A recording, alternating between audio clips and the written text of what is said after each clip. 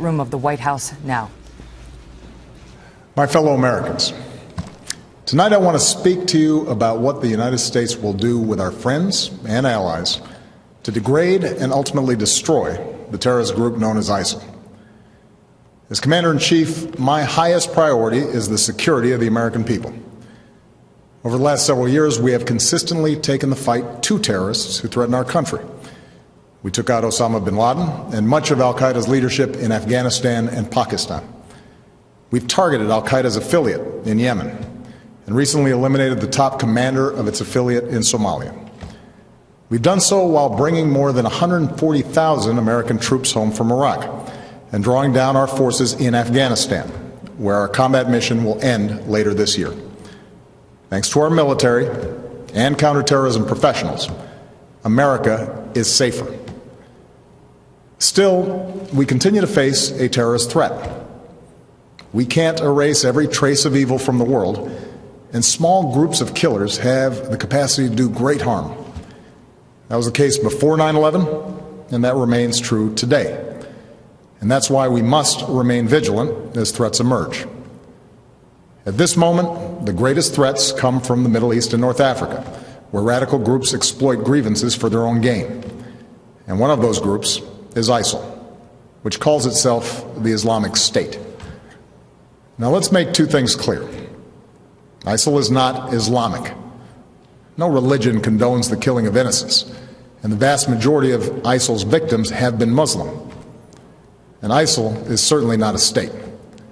It was formerly al-Qaeda's affiliate in Iraq and has taken advantage of sectarian strife and Syria's civil war to gain territory on both sides of the Iraq-Syrian border.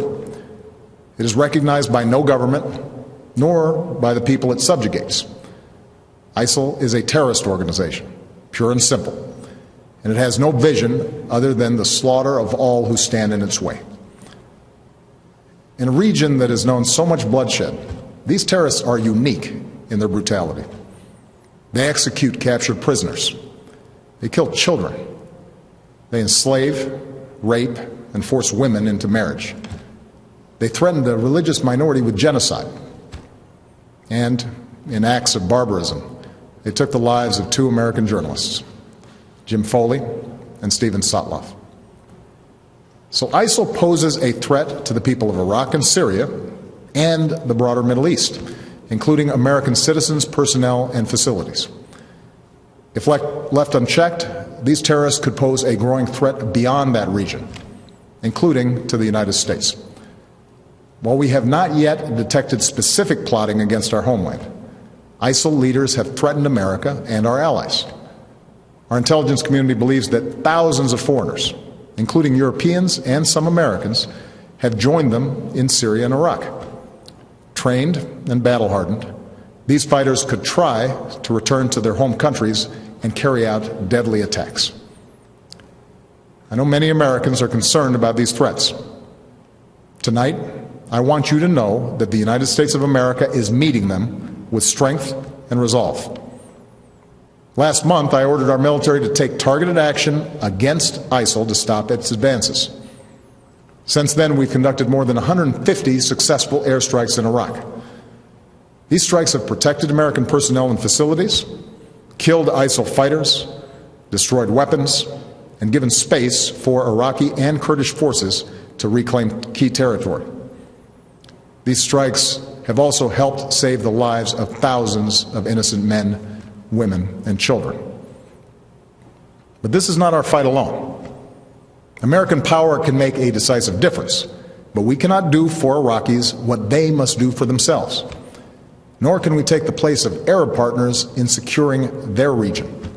And that's why I've insisted that additional U.S. action depended upon Iraqis forming an inclusive government, which they have now done in recent days. So tonight, with a new Iraqi government in place, and following consultations with allies abroad and Congress at home, I can announce that America will lead a broad coalition to roll back this terrorist threat. Our objective is clear. We will degrade and ultimately destroy ISIL through a comprehensive and sustained counterterrorism strategy. First, we will conduct a systematic campaign of airstrikes against these terrorists. Working with the Iraqi government, we will expand our efforts beyond protecting our own people and humanitarian missions so that we're hitting ISIL targets as Iraqi forces go on offense. Moreover, I've made it clear that we will hunt down terrorists who threaten our country wherever they are. That means I will not hesitate to take action against ISIL in Syria as well as Iraq. This is a core principle of my presidency. If you threaten America, you will find no safe haven. Second, we will increase our support to forces fighting these terrorists on the ground.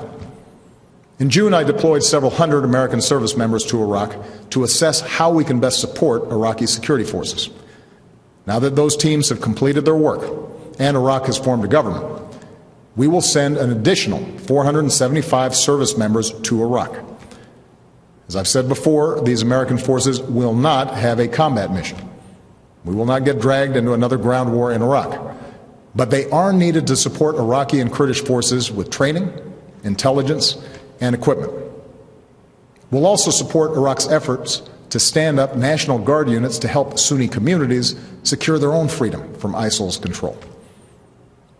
Across the border in Syria, we have ramped up our military assistance to the Syrian opposition. Tonight, I call on Congress again to give us additional authorities and resources to train and equip these fighters. In the fight against ISIL, we cannot rely on an Assad regime that terrorizes its own people, a regime that will never regain the legitimacy it has lost. Instead, we must strengthen the opposition as the best counterweight to extremists like ISIL, while pursuing the political solution necessary to solve Syria's crisis once and for all. Third, we will continue to draw on our substantial counterterrorism capabilities to prevent ISIL attacks. Working with our partners, we will redouble our efforts to cut off its funding, improve our intelligence, strengthen our defenses, counter its warped ideology, and stem the flow of foreign fighters into and out of the Middle East. And in 2 weeks, I will chair a meeting of the UN Security Council to further mobilize the international community around this effort. Fourth, we will continue to provide humanitarian assistance to innocent civilians who've been displaced by this terrorist organization. This includes Sunni and Shia Muslims who are at grave risk, as well as tens of thousands of Christians and other religious minorities. We cannot allow these communities to be driven from their ancient homelands. So this is our strategy. And in each of these 4 parts of our strategy, America will be joined by a broad coalition of partners.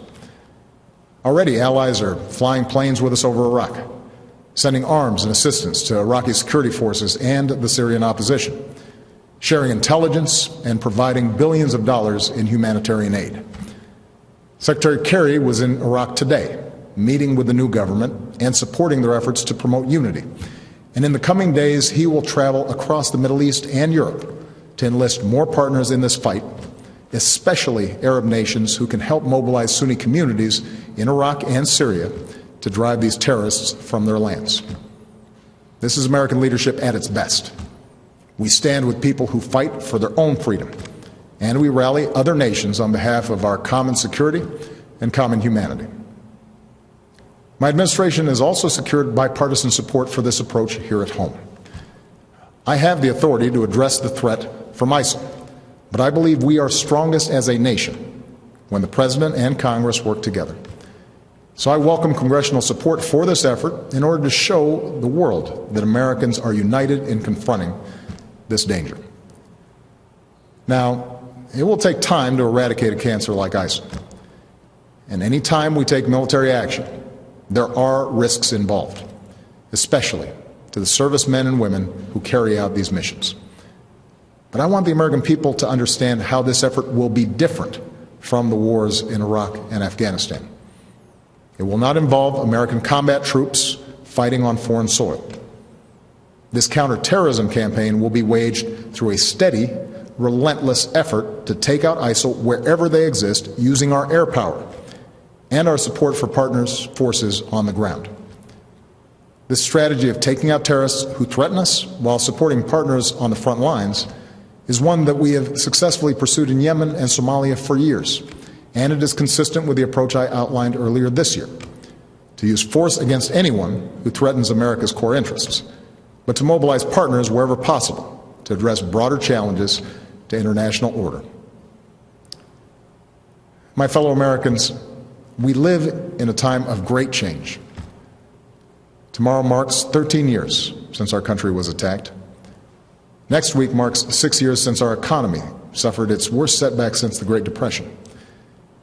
Yet, despite these shocks, through the pain we felt and the grueling work required to bounce back, America is better positioned today to seize the future than any other nation on earth. Our technology companies and universities are unmatched. Our manufacturing and auto industries are thriving. Energy independence is closer than it's been in decades. For all the work that remains, our businesses are in the longest uninterrupted stretch of job creation in our history, despite all the divisions and discord within our democracy. I see the grit and determination and common goodness of the American people every single day, and that makes me more confident than ever about our country's future. A broad American leadership is the one constant in an uncertain world. It is America that has the capacity and the will to mobilize the world against terrorists. It is America that has rallied the world against Russian aggression and in support of the Ukrainian people's right to determine their own destiny. It is America, our scientists, our doctors, our know-how that can help contain and cure the outbreak of Ebola. It is America that helped remove and destroy Syria's declared chemical weapons so that they can't pose a threat to the Syrian people or the world again. And it is America that is helping Muslim communities around the world, not just in the fight against terrorism, but in the fight for opportunity and tolerance and a more hopeful future. America, our endless blessings bestow an enduring burden. But as Americans, we welcome our responsibility to lead. From Europe to Asia, from the far reaches of Africa to war-torn capitals of the Middle East, we stand for freedom, for justice, for dignity. These are values that have guided our nation since its founding. Tonight, I ask for your support in carrying that leadership forward. I do so as a Commander-in-Chief who could not be prouder of our men and women in uniform. Pilots who bravely fly in the face of danger above the Middle East, and service members who support our partners on the ground. When we helped prevent the massacre of civilians trapped on a distant mountain, here's what one of them said: "We owe our American friends our lives. Our children will always remember that there was someone who felt our struggle and made a long journey to protect innocent people." That is the difference we make in the world. And our own safety, our own security, depends upon our willingness to do what it takes to defend this nation and uphold the values that we stand for. Timeless ideals that will endure long after those who offer only hate and destruction have been vanquished from the earth. May God bless our troops. And may God bless the United States of America.